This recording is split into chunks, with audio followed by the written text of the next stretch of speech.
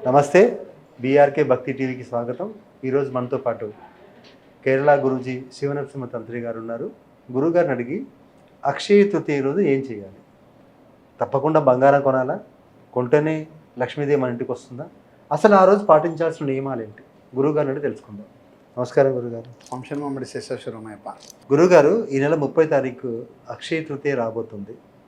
అక్షయ తృతీయ అంటే తప్పకుండా బంగారం కొనాలా? బంగారం కొనకుండా ఇంకేం చేయలేమా? అసలు ఏంటి ఈ బంగారం విషయం? అంటే రాను రాను ఏంటంటే బంగారం అనేది ఒక బిజినెస్ లాగా, ఇలాగానైనా కొంటారని అలాగా అయిపోయిందేమో తెలియదు. కానీ అక్షయ తృతీయ రోజు బంగారం కొంటనే లక్ష్మీదేవి వస్తుందా? బంగారం కాకుండా అసలు ఏం చేయాలి? ఆ రోజు పాటించాల్సిన నియమాలు ఏంటి? ఇంకా చెప్పుకున్నాము. ముందుగా బీఆర్కే ఛానల్ వరకు ప్రేక్షకులందరికీ నమస్కారం. సంక్షేమం మా స్వామివారి ధ్యానం చేసుకొని ఆయన ఆశీర్వాదం మీ అందరి మీద ఉండాలని కోరుకుంటూ అప్పుడు మనం దాని గురించి మాట్లాడుకున్నాం. ఓకేనా? స్వామి చేసిన సురుమతయారు అర్చన ఆర్యంగమైన గుదిబుల్ల బాలకని ఎరిమేలి ధర్మ శాస్త్రావే శబరి గిరీశని హరిహర సుతన జ్యోతి స్వరూపణం శ్రీ స్వామి ఉమాపతి రమాపతి భాగ్యపుత్రం పరశురామదేవాయ నమో నమః. అక్షయ తృతీయ అందరూ బంగారం కోసం పరిగెడడం, బంగారం కొనడం, ఎంత చిన్న వెండినో బంగారం కొనడం అప్పు చేసి కొనడం జరుగుతుంది. అవును, ఈ సమంతా కొనాలి అని చెప్పి. ఈ సమంతా కొనాలి. బంగారం కొంటే మనకు డైరెక్ట్గా రాదు కదా, డబ్బు పెట్టే ఉండాలి కదా. ముందైతే డబ్బు పెడుతున్నారు కదా. అవును, బంగారం నుంచి పక్క పెట్టేస్తే ఏదైనా అక్షయంగా ఉండే రోజు అనమాట. ఏది చేసినా మంచి చేసిన అక్షయంగా మారుతుంది, చెడు చేసిన అక్షయంగా మారుతుంది. నిండుగా ఏది నిండు తత్వంగా ఉండేది అనమాట. అక్షయంగా ఎప్పుడు కూడా వచ్చేది, ఎప్పటికీ తరగనేది, వస్తూనే ఉండేది, వస్తూనే ఉండేది. ఆ విధంగా ఆ రోజు అక్షయ తృతీయ రోజు మనం చేసిన విధి విధానాల గురించి మాట్లాడుకున్నాం. ఈ బంగారం నుంచి పక్క పెడితే ఇది ఏంటంటే బంగారం మొత్తం బిజినెస్గా మార్చేశారు. దాన్ని బంగారం కొంటేనే ఆ లక్ష్మీదేవి వస్తుంది అది అనేసి ఆలోచించినతో దాని ఒక బిజినెస్ పరంగా బంగారం షాపులు చేశారో, ఇంకెవరు చేశారో, ఏ గురువులు చేశారో తెలియదు. కానీ అది అవసరం లేని విషయం. యాక్చువల్ ఏంటంటే ఆ రోజు అక్షయంగా చేసే రోజులు ఉంటాయి అన్నమాట. అక్షయ తృతీయ రోజు కుచేలుడు శ్రీకృష్ణుడు ఇంటికి వెళ్ళేసి పిడికడు మర్మూలాల ద్వారా కోటి కుబేరుడిగా మారిపోయారు. అవునండి, దానం చేశారు ఏదో విధంగా భగవంతుడికి. అదే రోజు అన్నిటికన్నా ముఖ్యమైన తెలివని చెప్తున్నా. అసలు యాక్చువల్ ఏంటంటే ఆ రోజు విష్ణుమూర్తి హృదయలక్ష్మి హృదయంలో పెట్టుకున్నాడు. అదే రోజు అక్షయ తృతీయ. హృదయ స్థానం ఇచ్చాడు ఆ రోజు అక్షయ తృతీయ. ఆ రోజు వీళ్ళైతే మహాలక్ష్మి వ్యూహలక్ష్మి తిరుపతి శ్రీ వెంకటేశ్వర స్వామి హృదయంలో ఉన్నది అమ్మవారు. వ్యూహలక్ష్మి అందుంచి వేల లక్షల కోట్ల రూపాయల రిచెస్ట్ భగవంతుడు అన్నమాట ఆయన. అక్కడ ఉంది కాబట్టి హృదయంలో అందుంచి ఆ రోజు వీలైతే అమ్మవారిని ధ్యానం చేసుకోవడం, హృదయలక్ష్మిని మనకి యూట్యూబ్లో కొడితే అమ్మవారి మంత్రం వస్తుంది, అది మనం జపం చేసుకోవడం. అంటే ఆ రోజు ఆధ్యాత్మికంగా దగ్గర ఉండడం. అక్షయ తృతీయ రోజు అక్షయంగా ఉంటారు. ఇంకోటి దానం వల్ల జరిగింది కదా. ఇంకోటి అదే రోజు కనకదార సూత్రం పుట్టినరోజు. అవునవును, అంటే ఆ రోజు ఉసిరికాయ ఎప్పుడైతే దానం ఇచ్చారో ఆదిశంకర్ వారికి, ఆ రోజు కనకదార సూత్రం వెళ్ళాడు. ఆ దానం వల్లనే బంగారు ఉసిరికాయలు మొత్తం గుట్టలు కొద్ది పడ్డాయి అనమాట. అంటే అదే దానం వల్ల మనకు కుచేలుడు కుబేరుగా మారారు. అదే ఉసిరిగా బంగారు ఉసిరికాయలు మారారు. అదే రోజు మహాలక్ష్మీదేవి అక్షయంగా ఉండడం జరిగిన. అంటే అక్షయం అనేది మనకు కలియుగంలో ఇప్పుడు ధన ప్రవాహంతో ముడిపడింది మనకు మొత్తం కూడా. కలియుగం ఏంటిది? అడిగేయాలంటే రూపాయి కావాల్సిందే. ఏదైనా మనకు డబ్బు సంపద ఐశ్వర్యం మొత్తం టోటల్గా మణితోటి ముడిపడింది. అక్షయంగా ప్రతిరోజు కూడా డబ్బు ప్రవాహమే జరగాలి కాబట్టి ఆ ప్రవాహం జరుగుతుంది మనం.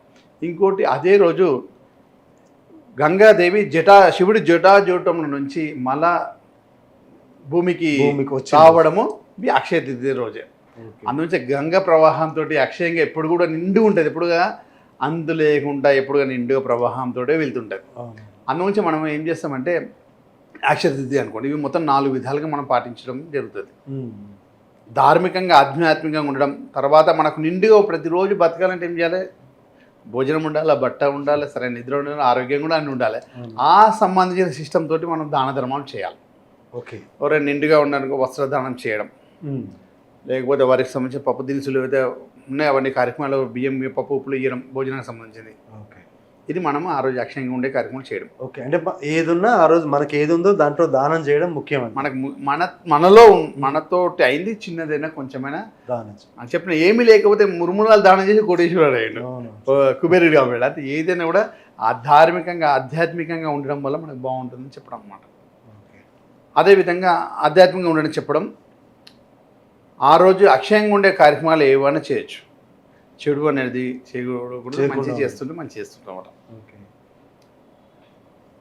అదే ఆ రోజు కొనాలి, ఇది కొనాలి, అది కొనాలి, ఏదైతే ధార్మికంగా ఆధ్యాత్మికంగా ఉండడం. తర్వాత విజయలక్ష్మి మంత్ర జపం చేసుకోవడం, ఇది చాలా ముఖ్యమైనది. అయితే ఇంకొకటి, గంగా నది మనకు ఆ రోజు భూమి ఆవిర్భవించింది కాబట్టి ఆ రోజు వీలైతే గంగాకి సంబంధించిన ఏమైనా సేవ చేయడం. గంగా అంటే వాటర్, నీళ్ళు ఎవరికైనా దానం చేయడం, కుండలో పెట్టేసి జటాజుటం, ఏదైతే జటాజుటంలో గంగాదేవిని పెట్టారు కాబట్టి అదేవిధంగా పాత్రగా మనం కుండగా ఏర్పాటు చేసుకొని అందులో వాటర్ని ఒక 10 మందికి మనం దాన ధర్మం చేయడం. మనకు మాసాలు, సంవత్సరంలో 4 మాసాలు ముఖ్యమైనవి ఉంటాయి అన్నమాట. కార్తీక మాసం, శ్రావణ మాసం, మాఘమాసం, తర్వాత మనకు వైశాఖం.